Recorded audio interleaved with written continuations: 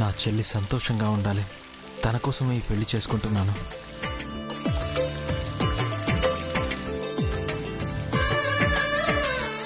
వీడి తలపైన నీళ్లు కాదు, నిప్పులు పొయ్యాలి.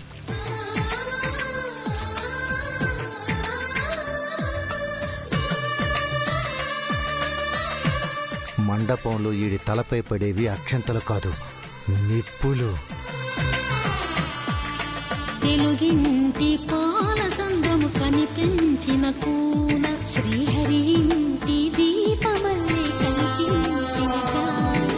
తెలుగింటి పాల సంద్రము కనిపించిన కూన శ్రీహరి ఇంటి దీపమల్లే కనిపించిన జాన. అటువంటి ఈ పెళ్లి ఎలా జరుగుతుందో చూస్తాం. మండపంలో నిత్య చేసే రచ్చ మామూలుగా ఉండదు. మమ్మల్ని అవమానిస్తావా?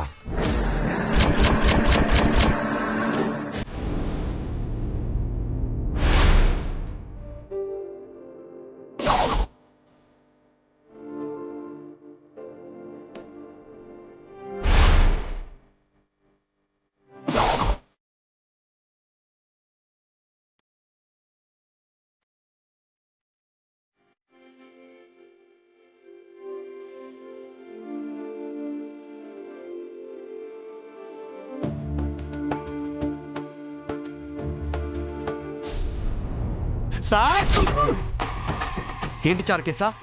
కళ్ళు నెత్తికెక్కాయా? ముందు వెనక చూసుకోవా? ఏం చూడాలండి? ఏం చూడాలి? దబాయిస్తున్నావేంటి? పొండి సార్ మీరు. చిరాకు పడుతున్నావేంటి? మరి ఏం చేయమంటారు? అవతల అవి బాబు మండపానికి బయలుదేరిపోయారు. మీరేమో ఇంకా రెడీ కాలేదు.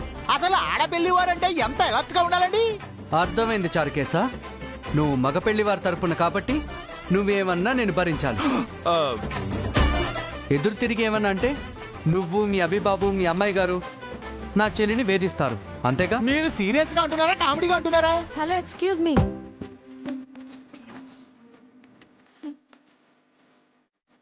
హలో, నిన్నే. విన్నావా పిలుపు? ఈ ప్రపంచంలో ఏ భార్యైనా కట్టుకున్న భర్తను అలా పిలుస్తుందా? నా కర్మకారి నేను అలా పిలిపించుకుంటున్నాను. ఏంటి ఓవర్ యాక్షన్ చేస్తున్నారు? మీరు చేస్తే యాక్షను, మేం చేస్తే ఓవర్ యాక్షను. నాకు చెల్లెలుంటే ఇన్ని కష్టాలా? మీ అన్నయ్య నా కాళ్ళు కడగడంలో తప్పే లేదు. ఈ రోజు మీరు కూడా అభిబాబు కాళ్ళు కడగాలి సార్. కడుగుతాను బాబు, కడుగుతాను. ఎందుకు కడగను? లేకపోతే ఈవిడి గారు నా చెల్లెల్ని నష్టపెడుతుంది కదా.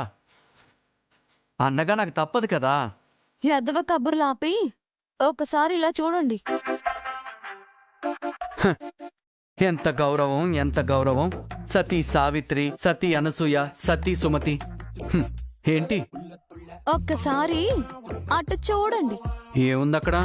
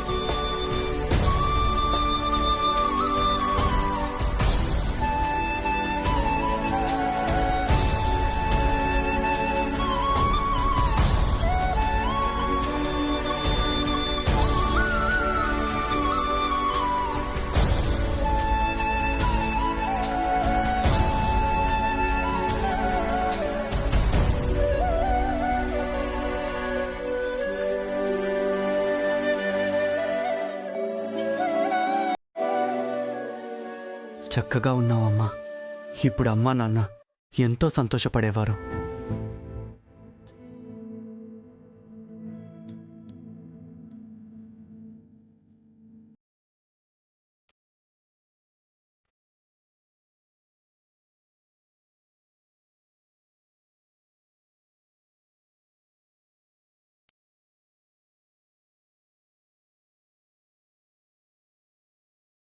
అమ్మాయినా నాన్నైనా నువ్వే అన్నయ్య.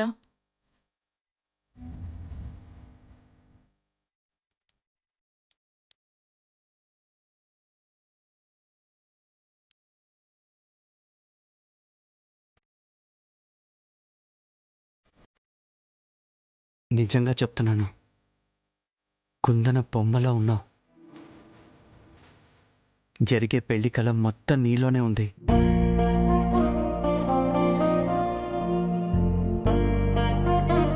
చారుకేశ, అర్థమైంది అమ్మాయి గారు.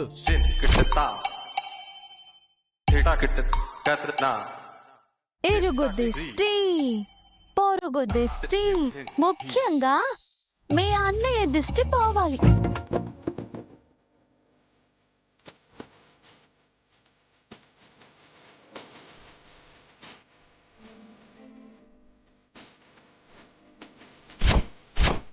ఏం చేస్తున్నారు మీరు? అబ్బా మీరు మళ్ళీ మళ్ళీ శశి మేడమని పొగిడి దిష్టి పెట్టకండి సార్. అసలే గుమ్మడికాయలు దొరకడం లేదు. అరే, నా ఎమోషన్ కూడా సస్టైన్ చేయనివ్వరా మీరు? అయింది చాలు, అతి చేయకండి. నటనలో మీరెంత సీనియర్ అయితే మాత్రం జూనియర్ని తొక్కేయడం ఏం బాలేదు. మాకు టైం వస్తుంది. ఆల్రెడీ పెళ్లికి టైం అయింది సార్, బయలుదేరాలి. నువ్వు వెళ్ళి కార్ రెడీ చే చారుకేశ. ఆ, అలాగే అమ్మాయి గారు.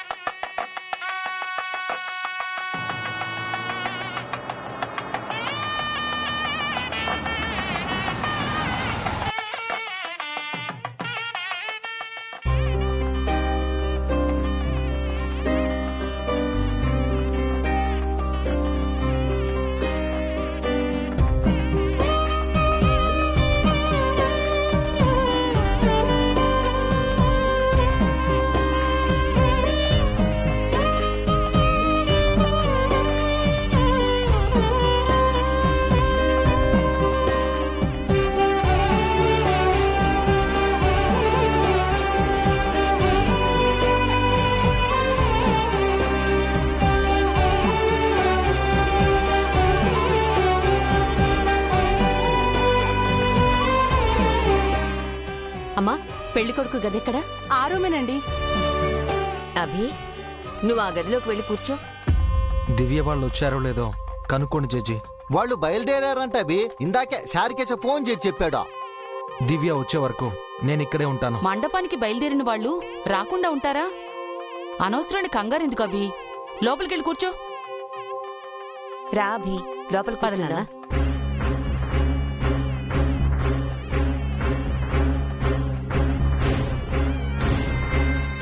తన పెళ్లి అవుతుంటే ఇంకా చెల్లి గురించి అడుగుతాడేంటి చంద్రిక? చెల్లి సంగతేమో కాని ముందు పెళ్ళవ్వాలి కదా. అది నీ అభిప్రాయమా లేక అనుమానమా? రెండూ కాదు, నిత్య నిర్ణయం. అంటే నిత్య ఈ పెళ్లి ఆపటం ఖాయమా? అది ఊపిరి పీల్చటమైనా ఆపేస్తుందేమో కాని ఈ పెళ్లి ఆపటం మాత్రం ఖాయం. అంత ఖచ్చితంగా ఎట్లా చదువుతున్నావు? అభి చాణిక్యతో సఖ్యతగా ఉంటున్నాడు, చాణిక్య కూడా వైరమ్మాని స్నేహంగా ఉంటున్నాడు. ఎలాగైనా ఈ పెళ్లి జరిపించాలని దివ్య అనుకుంటుంది. శశికి కూడా అభిని పెళ్లి చేసుకోవటం ఇష్టమే. అంతా పాజిటివ్ గా ఉన్న చోట ఏ నెగిటివ్ ఎనర్జీ వచ్చి పెళ్లి ఆపుతుంది? నిత్యని మించిన నెగిటివ్ ఎనర్జీ ఉందా? అది ఎలా పెళ్లి ఆపుతుందో తెలియదు కాని ఆపటం మాత్రం పక్కా. చూస్తూ ఉండండి, ఈ పెళ్లి జరగదు గాక జరగదు.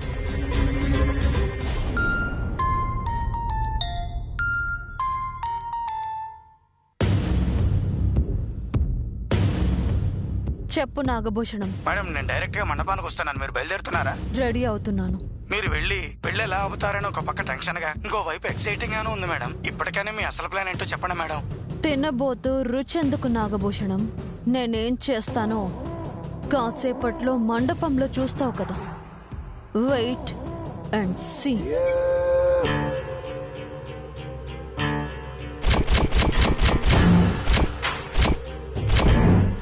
వస్తున్నారా నా అక్క కొడక? వస్తున్నానే నా అక్క కూతురా. నాతోనే ఛాలెంజ్ చేశారు కదా. ఈరోజు మీ తలరాతల్ని తిరగరాయకపోతే నేను నిత్యనే కాదు.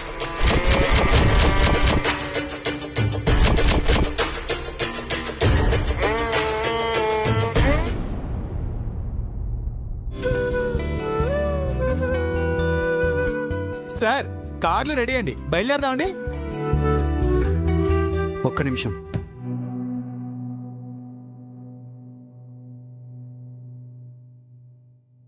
మళ్ళీ ఏమిటి సార్, రాహుకాలం వచ్చేస్తుంది. 10 నిమిషాలు ఆగి వెళ్దాం. ఎందుకు? చెప్తాను. శశి, ఓసారి ఇట్రా.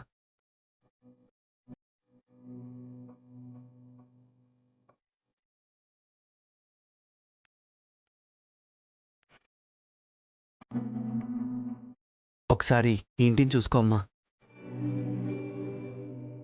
చివరిసారిగా చూసుకో. చివరిసారి ఏంటన్నయ్య? నువ్వు మళ్ళీ ఇంటికి రావు. పెళ్లి చేసుకుని మెట్టనింటికి వెళ్తావు. కానీ పుట్టింటికి వస్తాను కదన్నయ్య. ఈ ఇంటికి రావు. ఇకపై ఇది నీ పుట్టిల్లు కాదు. అదేంటన్నయ్య? మర్చిపోయావా? పెళ్లి చేసుకుని మెట్టనింటికి వెళ్ళే వరకు నాన్న జ్ఞాపకాలతో నిండిన ఈ ఇంట్లో ఉంటాను అన్నావు. నీ పెళ్ళయ్యే వరకు నేను కూడా నీతో ఇంట్లో ఉంటానని మాటిచ్చాను. ఇప్పుడు నీ పెళ్ళవుతుంది. పెళ్ళయ్యాక పుట్టింటికంటూ వస్తే నా ఇంటికి వస్తాను అన్నావు. ఇక నుంచి నా ఇల్లే నీ పుట్టిల్లు. ఇక ఈ ఇంటిని మర్చిపో. చివరిసారిగా చూసుకో.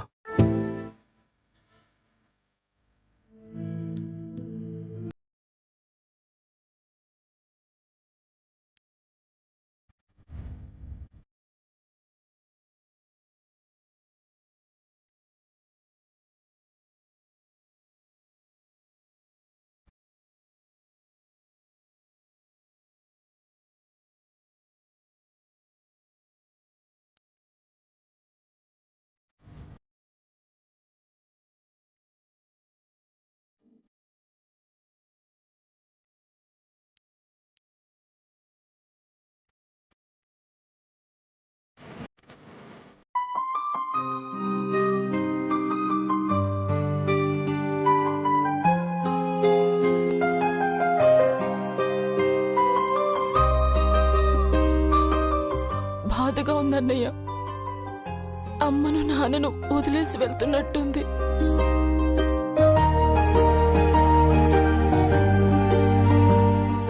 ఇక నుంచి బావే నీకన్నీ అమ్మా. ఈ మండువా ఇల్లు, ఈ సాధారణ జీవితం నీకొద్దు. ఆ ఇంట్లో సంతోషంగా ఉండు. అప్పుడప్పుడు నా ఇంటికి వచ్చి ఆనందంగా ఉండు. ఇకపై ఈ ఇల్లు ఒక గతం మాత్రమే. మాట నిలబెట్టుకుంటావుగా?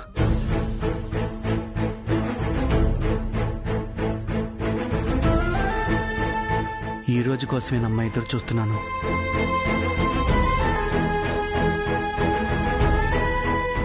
పద బయలుదేరదాం.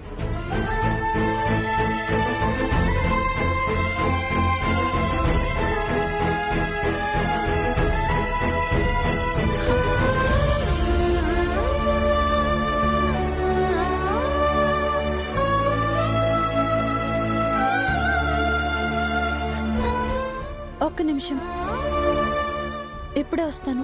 మళ్ళీ ఎక్కడికి? లోపలేమన్నా మర్చిపోయావా? మర్చిపోయాను. అవి తీసుకురావడానికి వెళ్తున్నాను.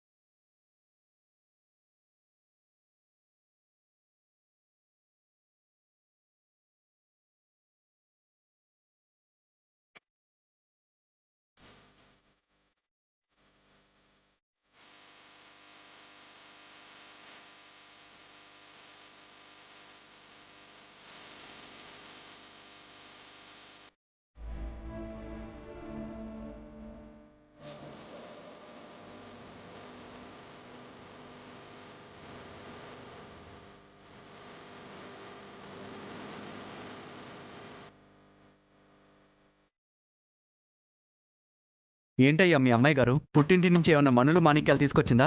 అంత ఆత్రంగా వెళ్ళింది. మా అమ్మాయి గారే విలువైన వజ్రం సార్. మాటలు నీకు నోట్లోనే ఉంటాయి కదా. లోపల ఏం చేస్తుంది తను? ఏమో నాకేం తెలుసు సార్, మీరే వెళ్ళి చూడండి. టైం అవుతుందంటే టైం పాస్ చేస్తుందేంటి?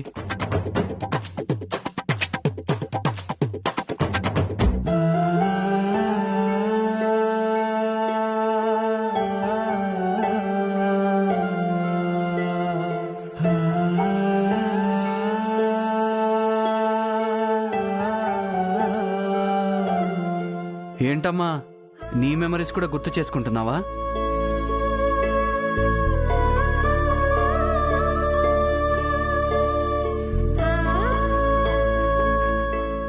బాగా చూడు, మళ్ళీ ఇంటికి రావు, మన ఇంటికి వెళ్తాం. అది ఇలా ఉండదు, స్వర్గంలా ఉంటుంది.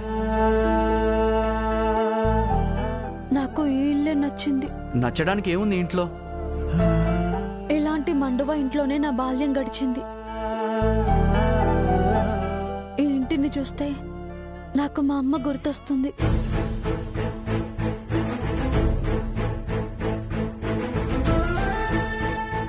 గతం మర్చిపోయి ఆయన వాళ్ళెవరో తెలియక పేదరికంతో బాధపడుతూ నన్ను అన్నయ్యని పోషించడానికి అష్ట కష్టాలు పడిన అమ్మతో ఎలాంటి ఇంట్లోనే ఉన్నాం, చారుకేశ వాళ్ళ ఇంట్లో. అందుకే ఈ ఇల్లు అంటే నాకు ఇష్టం. అలా నీ ఇంట్లో ఉండిపోలేం కదా, మన ఇంటికి వెళ్తే అంతా మర్చిపోతావులే. అమ్మని మర్చిపోలేను, అమ్మలాంటి ఈ ఇంటిని మర్చిపోలేను. ఓకే, నీకోసం శశి కోసం ఈ ఇంటిని అమ్మకుండా అట్టి పెడతాను. అప్పుడప్పుడు వచ్చి చూసిపోదాం. ఇక వెళ్దామా? ముహూర్తానికి టైం అవుతుంది.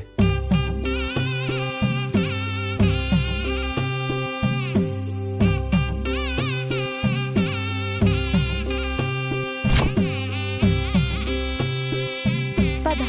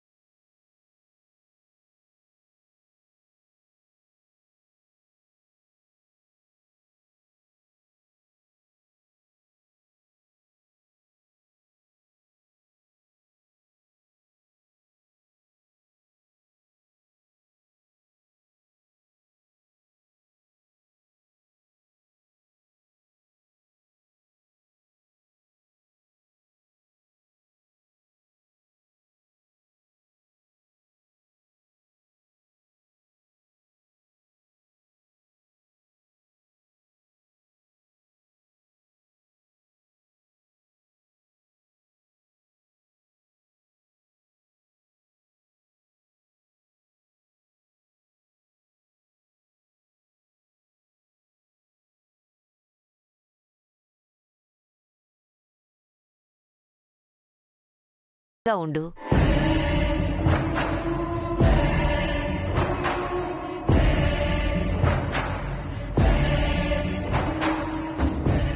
భగవంతుడా, ఈ పెళ్లి ఏ ఆటంకం లేకుండా నిర్విఘ్నంగా జరగాలి.